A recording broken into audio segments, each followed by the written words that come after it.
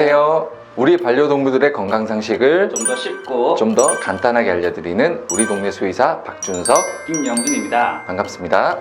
자, 오늘은 저희가 강아지 침치료에 대해서 한번 이제 말씀드릴 건데, 동물병원에 실제로 침치료하러 오는 강아지들이 되게 많잖아요.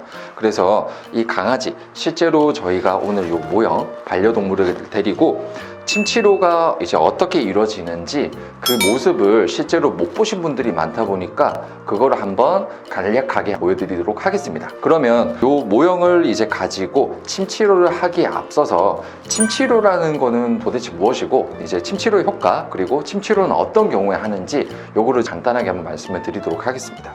침치료는 말 그대로 요만한 침으로 이제 강아지 또 고양이들한테 이제 찔러서 치료를 하는 건데, 실제로 이제 어르신들, 특히 이제 할아버지 할머님들이 한의원에 가서 이제 맞는 침치료, 그런 것들이랑 똑같아요. 그 대상 자체가 사람이냐 강아지냐의 차이인 거지, 사실 혈자리에 있어서는 이제 사람이나 강아지나 특히 말이나 이런 부분에 있어서 크게 차이가 없다 보니까 거의 비슷한 원리로 이제 치료를 하게 됩니다. 예전에 이제 그 말 쪽에서 혈자리들을 먼저 다루게 됐고, 그 이후에 사람 쪽으로 넘어오고 이렇게 계속 발전을 했는데, 어떻게 보면은 이제 침치료에 있어서는 사람보다는 강아지와 말에 먼저 이루어졌다라고도 볼 수 있어요. 그래서 이 강아지에 있어서 실제로 수백 가지의 혈자리들이 있는데, 동물병원에서 주로 많이 이제 놓게 되는 혈자리는 제가 봤을 때는 한 5, 60가지 정도가 되는 것 같아요. 거기서 이제 추려서 이 아이한테 맞는 강도를 이제 설정을 해서 그거에 맞는 시간에 맞춘 치료를 들어가게 되는데, 그거는 이제 아이들마다 다 다르고 질병에 따라 다 다르기 때문에 그 혈자리의 선택이나 이런 부분들은 전적으로 수의사 선생님들께서 판단을 하셔서 진행을 하시게 됩니다. 선생님, 그러면 어떤 질병일 때 아이들이 침치료를 가장 많이 하러 오나요? 일단은 아무래도 침이라는 것 자체가 정형적으로 많이 치료를 하다 보니까, 첫 번째 디스크, 이제 허리 디스크나 목 디스크 이런 거 있을 때 제일 많이 하게 되고, 두 번째는 이제 슬개골, 여기 슬개골에 문제가 있을 때 많이 하게 되고요. 세 번째는 고관절, 여기 고관절, 이쪽에 문제가 있을 때 하게 됩니다. 말씀드리다 보니까 다 정형 쪽인데, 실제로 정형 쪽에 문제가 있을 때 침치료를 하면 되게 도움이 많이 되긴 합니다. 그리고 그 외에 뭐 내과적으로 신장이 안 좋다거나 아니면 뭐 췌장이 안 좋다거나 이런 아이들도 실제로 침치료를 하기도 하는데, 해보면 효과가 좋다라는 분도 있고 뭐 잘 모르겠다라는 분도 있고 좀 약간 나뉘는 것 같은데, 정형 쪽, 특히 디스크, 고관절, 슬개골 쪽은 하고 나면 효과를 그 즉시 보시는 분들이 많아서 많이 찾으시는 편인 것 같아요. 선생님, 그러면 침치료는 어떤 작용 원리를 가지고 치료 효과를 일으키나요?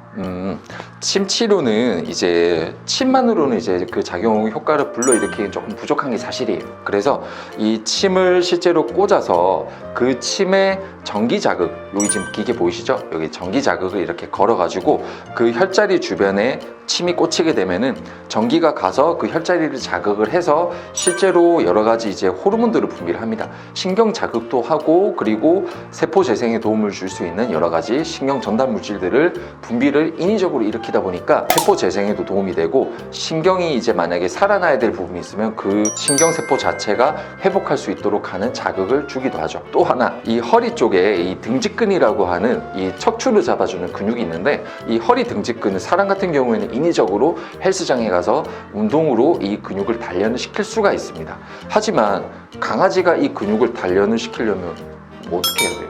할 수가 없죠. 할 수가 없다 보니까, 그래서 인위적으로 이 침을 맞춰서 전기 자극을 주면 실제로 여기가 막 수축하는 게 보이잖아요. 보신 적 있으시죠? 네, 실제로 막 근육들이 막 움츠렸다가 이제 움츠렸다 벌어졌다 하는 걸 하면서 인위적으로 근육을 자극을 준단 말이에요. 수축을 시키고, 그래서 등직근을 활성화시키고 그 근육들을 단련을 시켜서 척추 근육, 척추 자체를 좀 더 잘 잡아주는 그런 효과도 불러일으킬 수 있습니다. 그래서 실제로 침치료는 신경 재생에 도움이 되는 것뿐만 아니라, 두 번째로 근육을 키워주는, 특히나 훈련하기 힘든 이런 등직근을 훈련시키는 데도 훨씬 도움이 되기 때문에 디스크가 있는 강아지들한테는 정말 좋은 치료법입니다. 선생님, 그러면 침치료 받을 때 아이들이 아프진 않을까요? 아픕니다. 네. 농담이고요.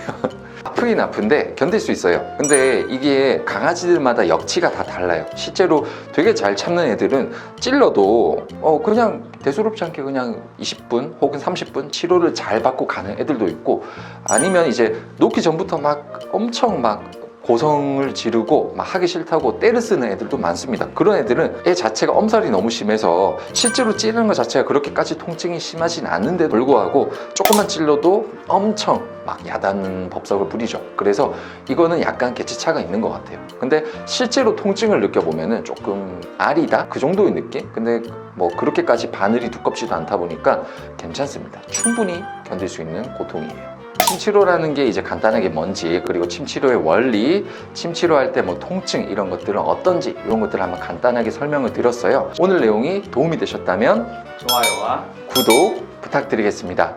안녕.